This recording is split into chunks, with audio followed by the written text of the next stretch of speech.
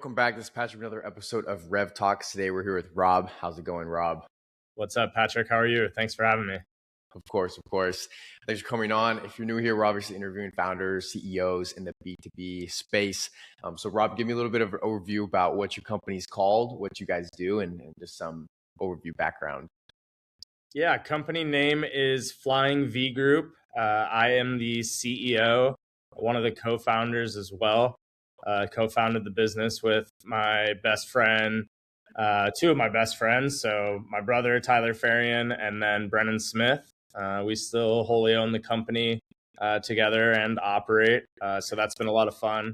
Founded in 2016, really just from a need of friends for websites and some social media, some help on the business analytics side.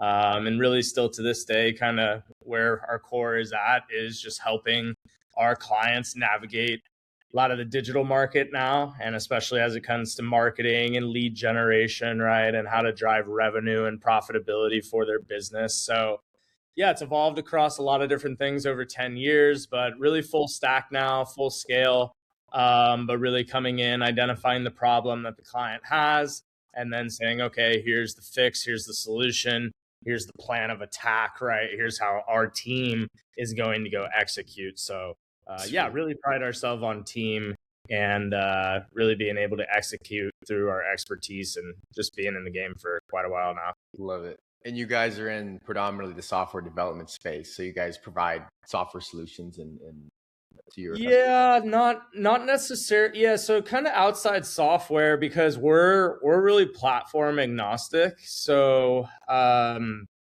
client will come to us and say, hey, I've got this business idea. If they're a startup, or they might be, if they're more established, a business already working within an existing infrastructure, right? So if they have, let's say, a WordPress website or maybe a Shopify website, or let's say they use HubSpot or Salesforce as a CRM, right?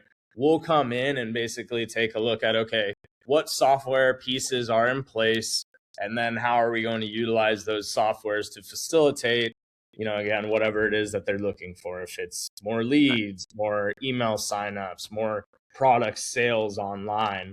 And then we'll go out and build with those tools. And then, yeah, sometimes at the end of it, you're like, okay, wow, we've actually created a pretty cool, unique system, infrastructure, software, right? But a lot of times it's within some sort of stack of existing vendors. And I know you mentioned too, whenever you said a customer will come to us with a specific need. So obviously you guys have good word of mouth referrals and inbound leads like that. What other sort of market initiatives are you guys currently using to acquire customers right now? Yeah, good question. Yeah, for majority of the business, up until I'd say the last 18 months, I mean, inbound, word of mouth referrals, especially the word of mouth referrals, obviously trust and authenticity. And then inbound, I'd say also another form of trust and authenticity. So we built our business off of SEO and our own website, right? So early days, we had no money for ads. We just had a lot of time. We had no clients. So I was just pumping out, hey, on the day-to-day, here's what I did on my website. Here's what I did doing this. Here's what I did doing that. And started to really build a content hub in that particular way. And, we kind of struck gold with a few pieces. And then we're like, oh, wow, this is a great way to drive traffic and to drive business, right? Nice.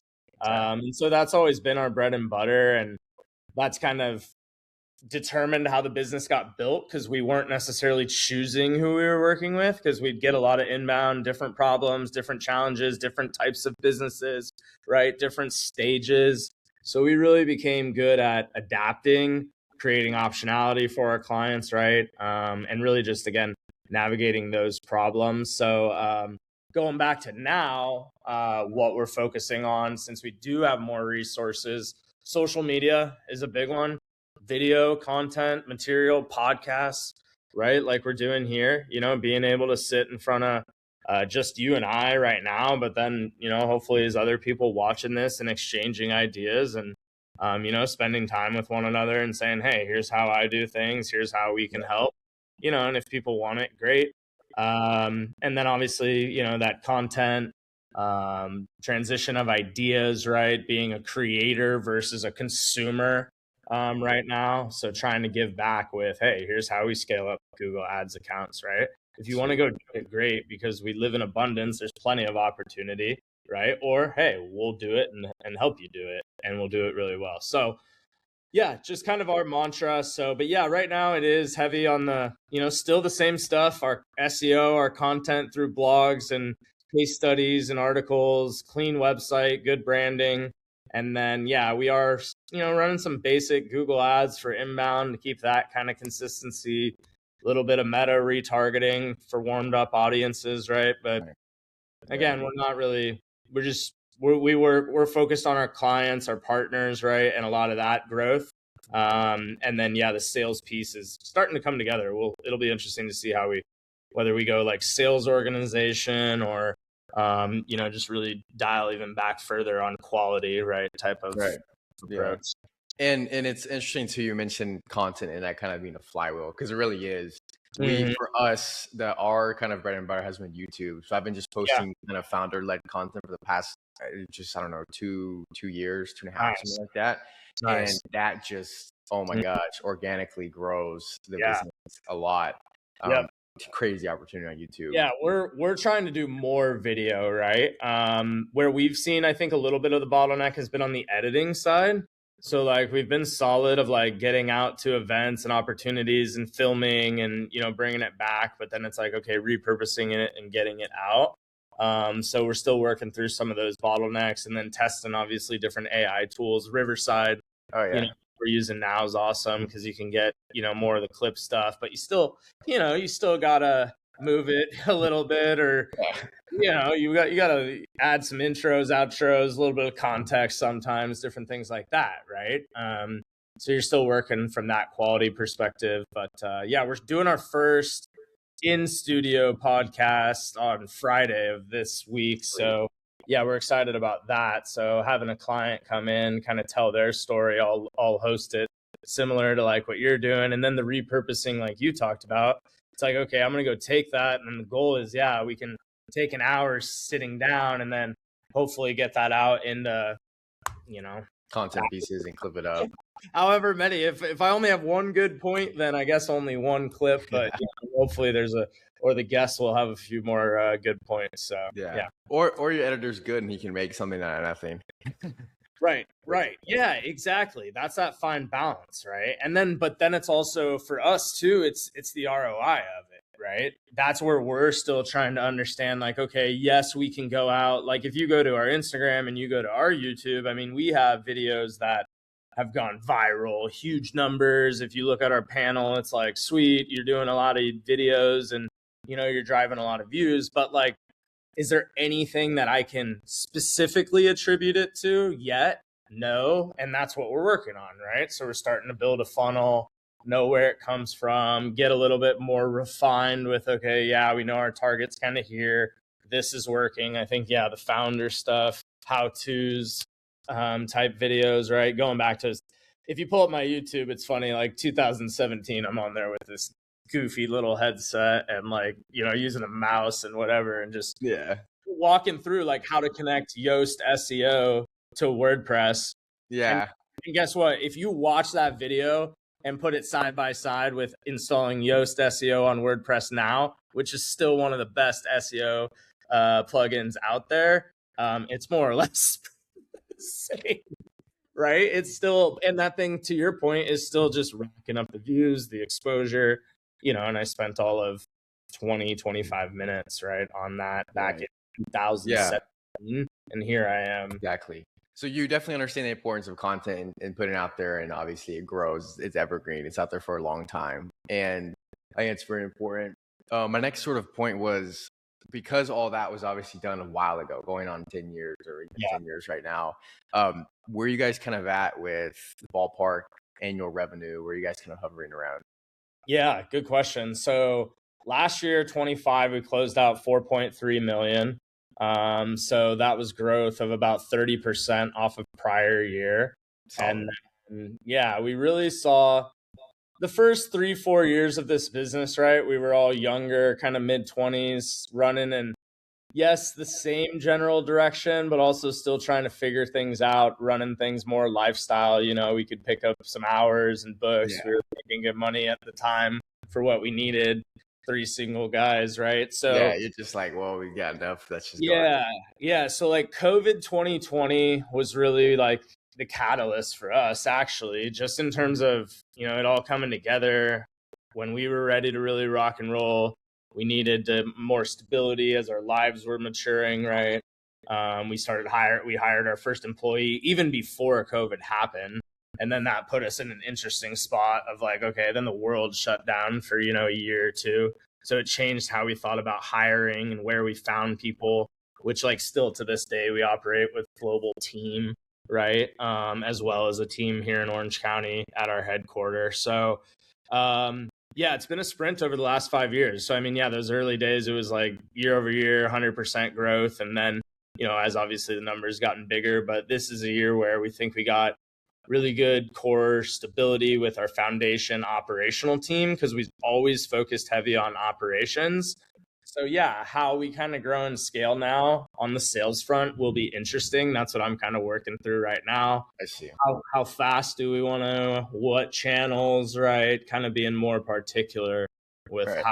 how we go out to the market. So yeah, And it's definitely a strategic play too, because you don't want to pour money in the wrong resources, but at the same time, you understand the importance of having to put yourself out there, especially like outbound wise or even paid ads or anything like that. It's definitely vital for at least more predictable growth because a lot of businesses that I'll talk to, a lot of business owners, CEOs, and founders, they'll do a really good job of having good word of mouth referrals. That'll always be like a Yep. source of truth for the business, obviously. But when it comes down to like predictability and really dialing in, okay, X amount of new opportunities here is what it looks like. Yeah, because it moves from now. It's like, hey, we're so confident in what we can provide to the market, and it's like you have underutilization of resources too, or it's just like, okay, the existing resources that we have, we're getting even more efficient with it, especially with AI, to where it's like, all right, well, 50 clients today wasn't the same as it was. Yeah. You can leverage it and use AI to assist and everything like that. Yeah, it's like, well, what's to say you can't do 100 and then 500? But then it's like, well, what are the, you know, what's the downside of that, right? Yeah, That's 50 more exactly. people that you got to talk to. How are you managing that from an account standpoint? Is there upside leverage, right? Are you going to burn out the team? You know, all those things, right? And that's where you start to value time more than anything, right? Versus the dollar. Because especially in our space too, it's interesting once you kind of have those models and the price tag, it's like, well, Yeah, you're really buying something that's like, we're working right alongside of you one of one specifically in your business. You know, it's like, what does a one of one car cost? And it's like, those are, I mean, where do you even find those? And here we yeah. are selling it kind of over and over and over again, but we still have core Oh, I pieces. see. Nice. Yeah. So it's like, you know, you can kind of say, well, what's it worth? Well, it depends who's using what we're doing. True. I mean, if they're over here printing $100,000 deals every 10 minutes because of what we're generating versus this is only a $50 e-commerce purchase, Exactly. Yeah. it'd be worth a lot more to that $100,000 ticket, right?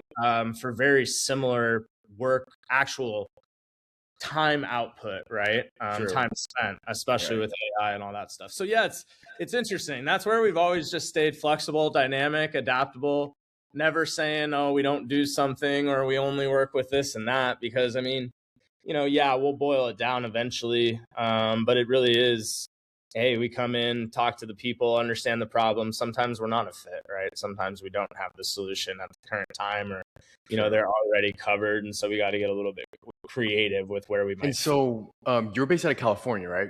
Yeah, correct. Sweet. Newport Beach. Yeah. So our headquartered Newport Beach. So we've got 10 of our employees. So about 30% of our team is here locally as well. Yeah. And did this start in California? How did this all come about? Yeah. So it was 2015-ish. I had worked a marketing job prior to the role I was in. I was doing B2B financial consulting, actually. And then, yeah, it was more a labor of love, knowing I wanted to eventually build a business or be involved with building businesses and wanted to just be more well-rounded in finance, basically. But my prior role was marketing and kind of where I got my hands dirty with websites and understanding how those worked and social media, like I was talking about. And so it's 2015, working that financial job, and my mentor calls me. He's a lawyer, and basically his business kind of up in smoke because his email got hacked through malware blacklisting through his website, right? So I remember the call, and I go, well, why are you calling me at the time?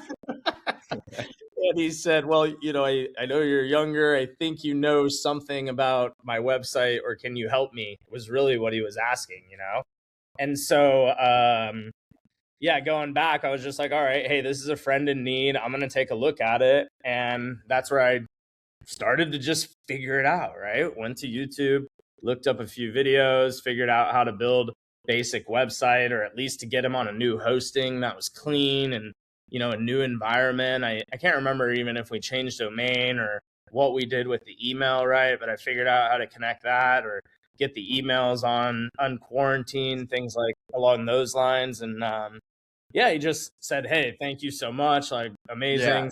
Send me an invoice and I'll take care of you. And I'm like, oh, wow. Okay. I was just doing it and like, oh, this is kind of cool. I was learning how to do something with a real client that I never expected on something that I had found some interest in before.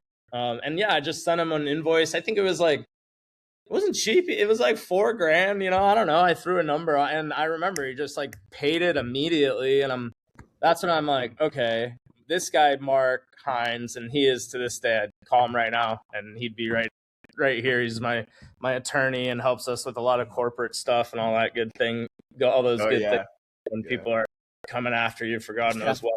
Yeah.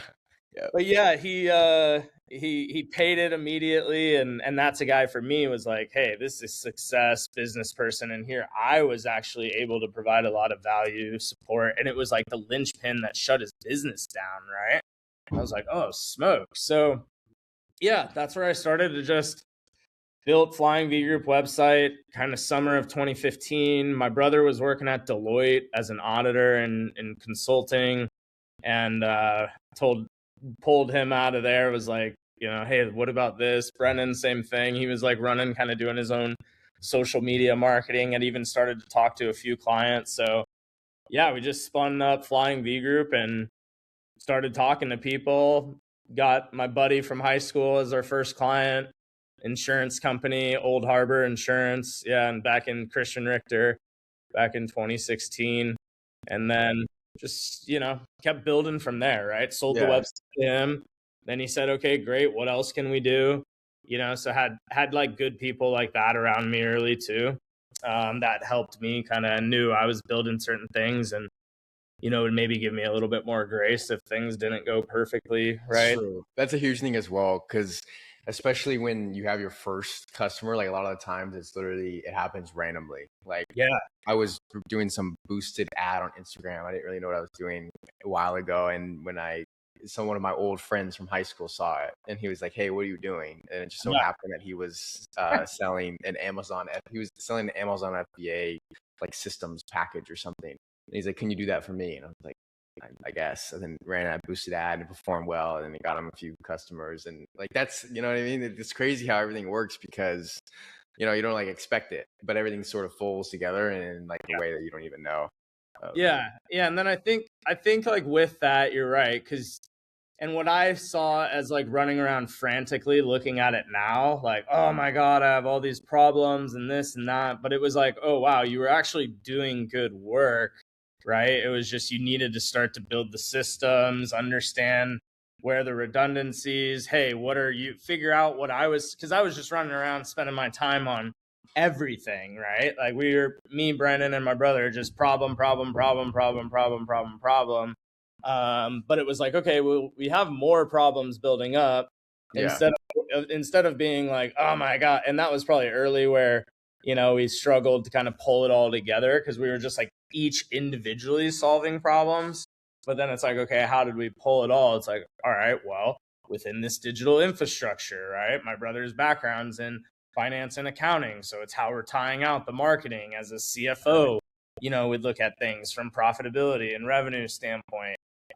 Brennan's really dialed in operationally, right? Understanding like how you get the pieces in place. And then, yeah, I'm more, talking about different concepts, ideas, how we solve problems. And I mean, even to this day, it's like stuff where that the problem exists, but sometimes it's just hard to get to everything. I'm sitting here like, hey, if we just added a lead magnet pop-up that synced into an email drip for all of our clients, we'd double the business. But like, okay, who's gonna do it? How are we gonna track it, right? How are we gonna roll it out? How are we gonna do it once properly and then do it 100 times, right?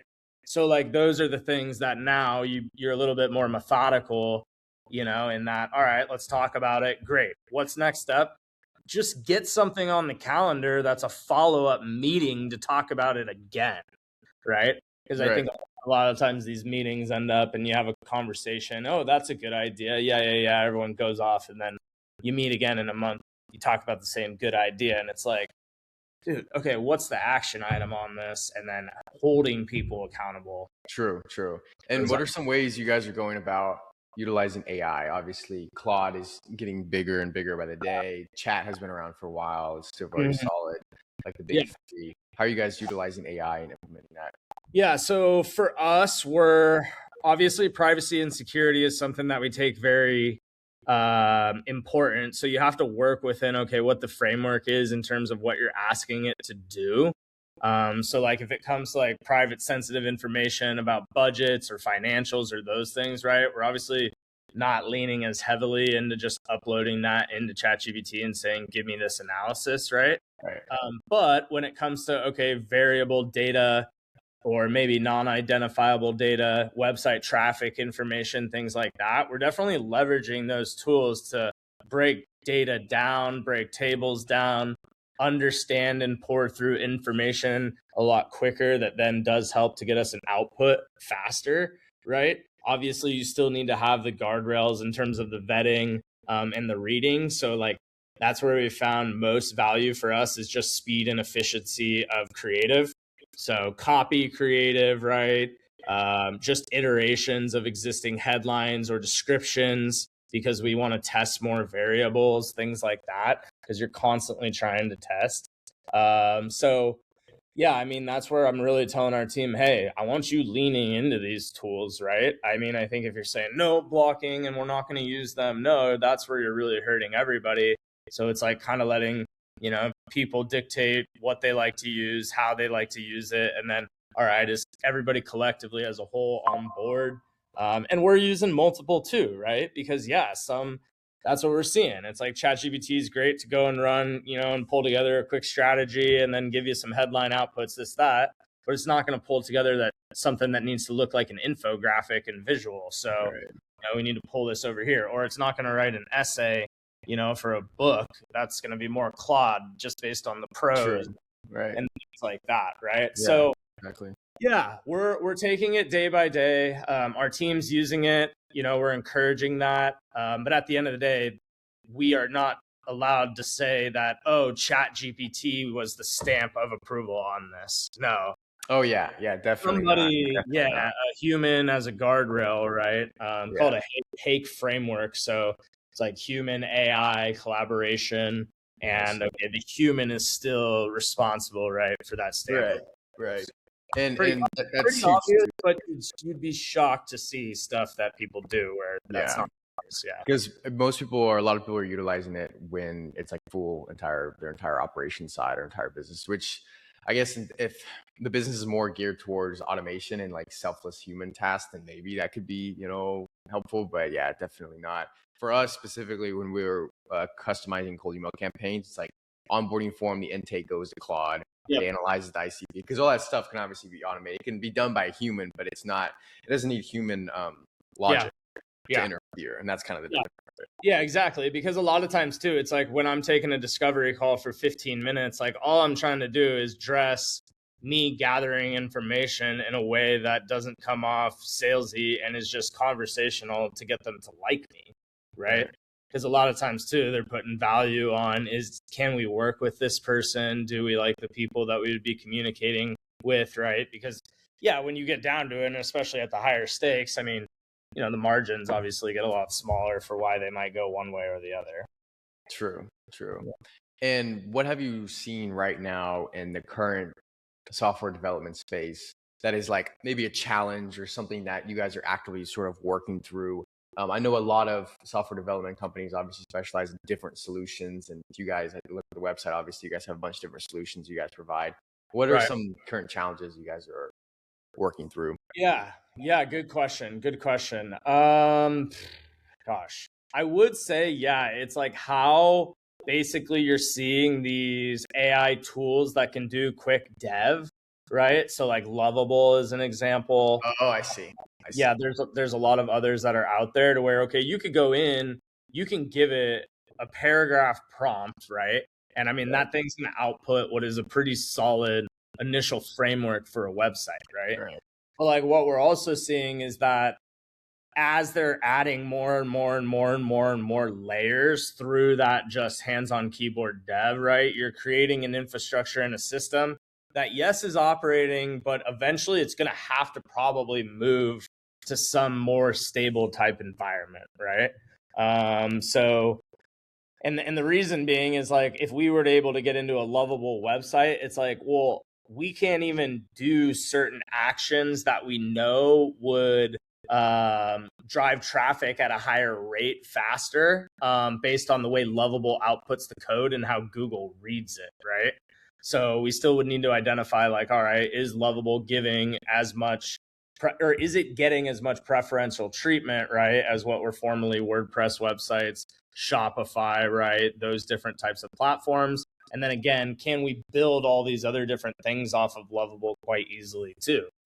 Because I talked to a gentleman who's got a software kind of platform type thing built on Lovable. And I'm like, okay, well, let's add this email on top of it to capture the information and then plug it into, a third-party CRM. He's like, that's going to blow up basically the entire site, right? Like, because it would unwind just like certain pieces of the code that would then not interact well together. I see.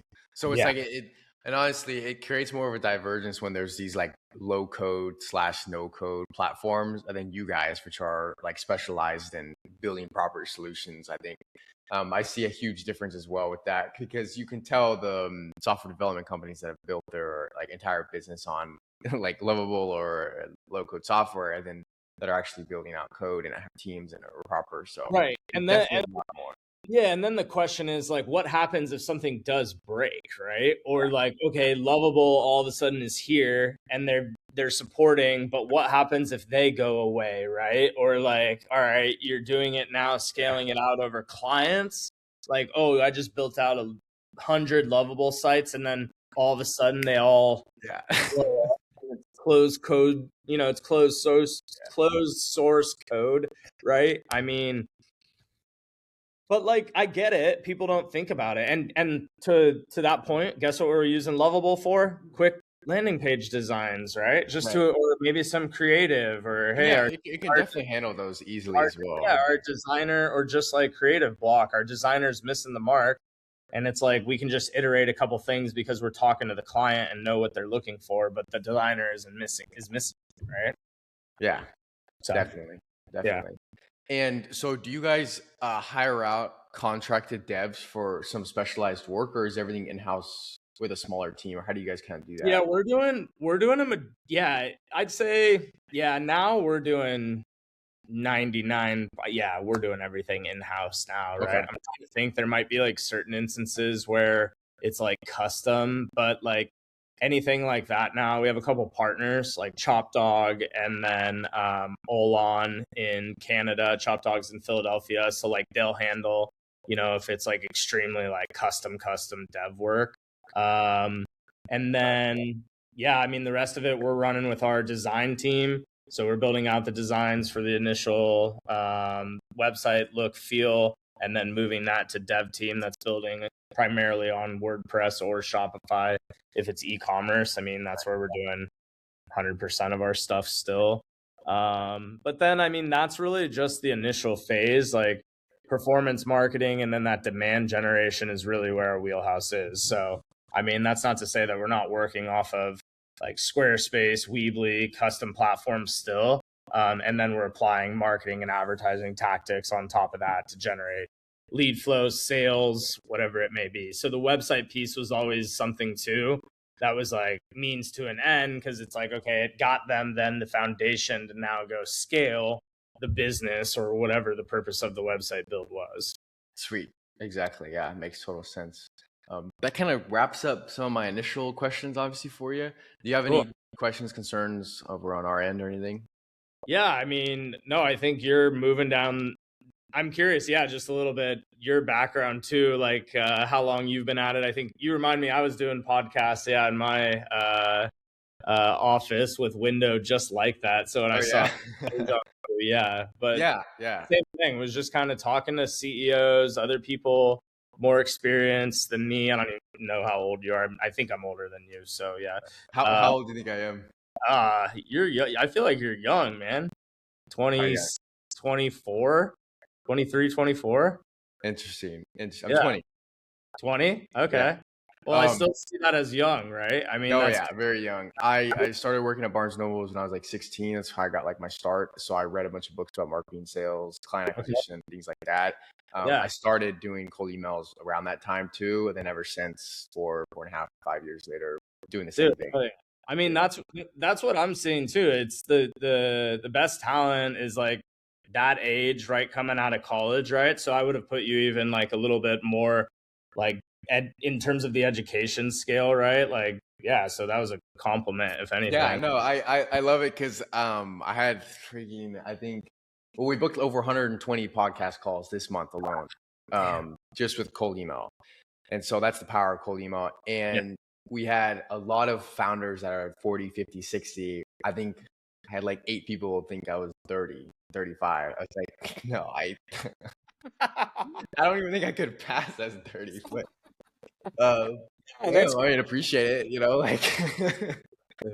No, hey, that shows, I think, that shows that you're young, you're hungry, you're motivated, right? Because I mean, I'm looking at age kind of through a lot different lens, right? It's all about perspective. I'm 36, so yeah, nice. 30. Yeah, you've been in the game a lot longer than me, for sure. Yeah, but and I mean, I was coming up at a weird time, right? We had just got Facebook, like going into college, Oh, yeah, that's right. Yeah, digital phones, even like I don't think I didn't have an iPhone, I know, like until like after college, because it was even like it wasn't available on my family plan at the time because it was gated based on carrier, right? Like I was living in those ages, yeah.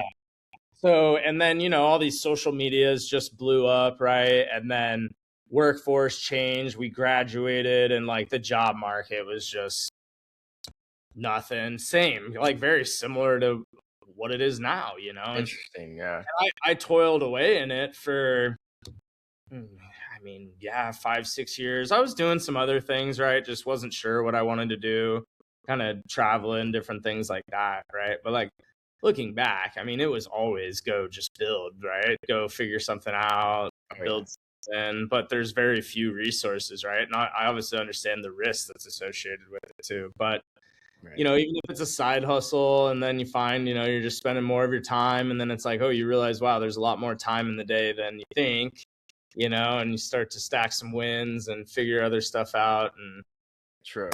Yeah, it's constantly iterating every single day. Yeah, one day at a time. Enjoy it, and then just get better. And then for me too is just focused on the people. Thankful, right? Very encourage the people around you, and then always forward thinking. You gotta, what's coming next? What's changing? How can we be ahead of it? Or just start talking about it, like you're doing already. So yeah, man. Definitely. I appreciate it, and that does help out. A lot of value as well. So it's just a lot of value hearing perspectives and different things. So appreciate you jumping on and everything like that. Yeah.